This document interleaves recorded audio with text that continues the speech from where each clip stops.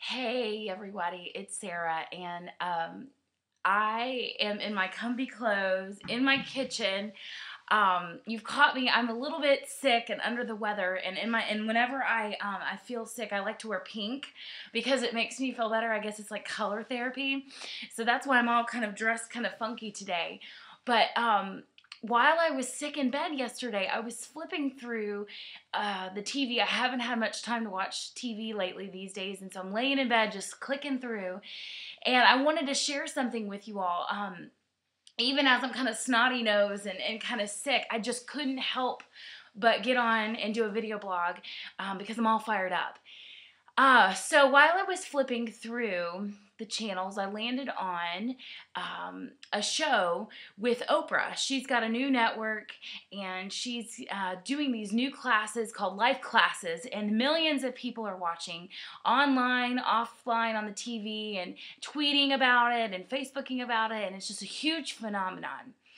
While I appreciate people doing great things as far as trying to help people heal through life and get through life and offer up advice, I was so alarmed by what she was projecting out to her audience, a great, huge audience, in fact.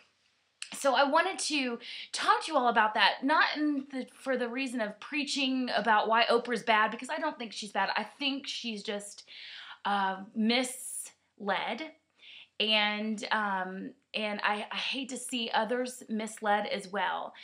And so while we are on our conversation lately about rising up, being women that make Jesus famous, doing the hard things in life, making this year a year that we are going to lift up Christ as King of Kings and Lord of Lords, sometimes that takes us doing tough stuff.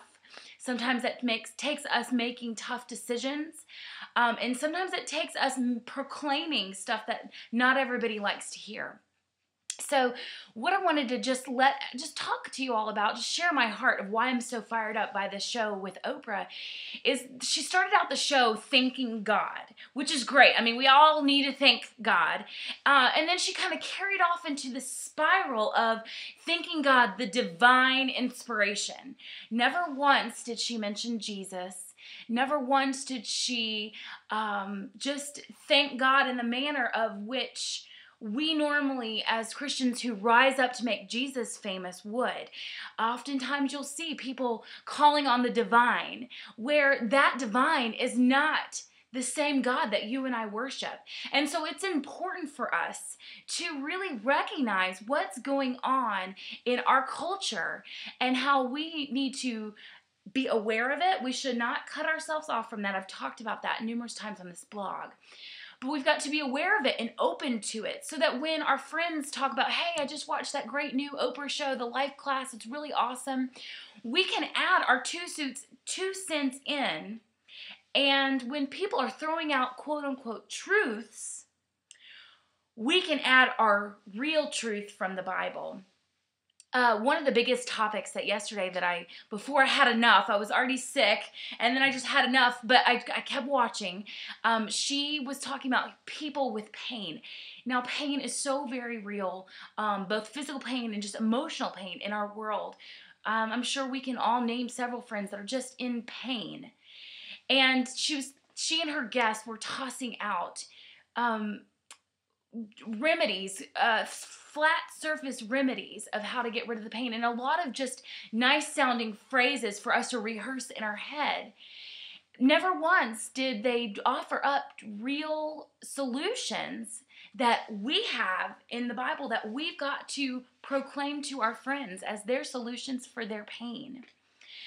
So I thought I'd share with you all something that popped in my mind when I was reading about they were talking about all these people in pain and how they needed to be set free, but they were only giving, nice phrases, bumper sticker phrases for everybody just to rehearse in their head, and it really wasn't very meaningful.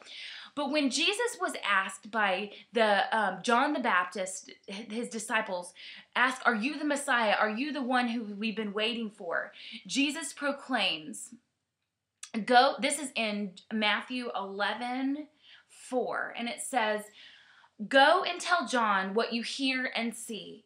The blind receive their sight, the lame walk, Lepers are cleansed, and the deaf hear, and the dead are raised up, and the poor have good news preached to them, and blessed is the one who is not offended by me. So, what Oprah left out in her nice platitudes and her feel good life class is Jesus. She left out the true answer. He says, in the book of John, I am the way, the truth, and the life. No one comes to the Father except through me. And as we are women who are desiring to make Jesus famous, and as we rise up throughout this year to do something different, we must not leave out Jesus. And we must proclaim Jesus. Now, there's many ways to do it, and we can talk about that later. But I thought it was just so important for us, especially this week, this Easter week, as we just maybe celebrated Palm Sunday at church, and as we're moving into Easter and Resurrection Day on Sunday, that we make sure that we do not leave out Jesus. It's easy to not offend people by just talking about God in general so that nobody gets offended. But when Jesus says, I am the way, the truth, and the life, no one comes to the Father except through me, there is no gray area in that. And so I just encourage you to be aware of the things that are being put out in our culture. Let's not close our eyes to them. I could have easily shut off that TV. I wanted to take a nap so bad, but I was already fired up, and I wanted to see what kinds of quote-unquote truths Oprah was putting out there, because our girlfriends, our friends are watching this, and they're reading it, and they're picking up on it, but we have the answer, and we must not leave out Jesus. So I hope that you have a wonderful day. Oh, I do want to let you know, hop on over to She Seeks. This week, I'm so super excited. We've got Mandisa, the awesome singer from American Idol. She's become a sensation. She is our guest over on She Seeks. I'll leave the link on this blog. Go see what she's got to say. She's talking about getting real and taking off the masks, and it's just fantastic. So go ahead and head on over there after you watch this video blog. I hope you have a great week. Thanks for checking in with me. Thanks for letting me preach it while I am kind of sick. I kind of have my snotty nose, so hopefully you weren't too offended by it. And I'm going to go get back in bed now that I've got this off my chest. So we'll see you soon. Thanks. Bye.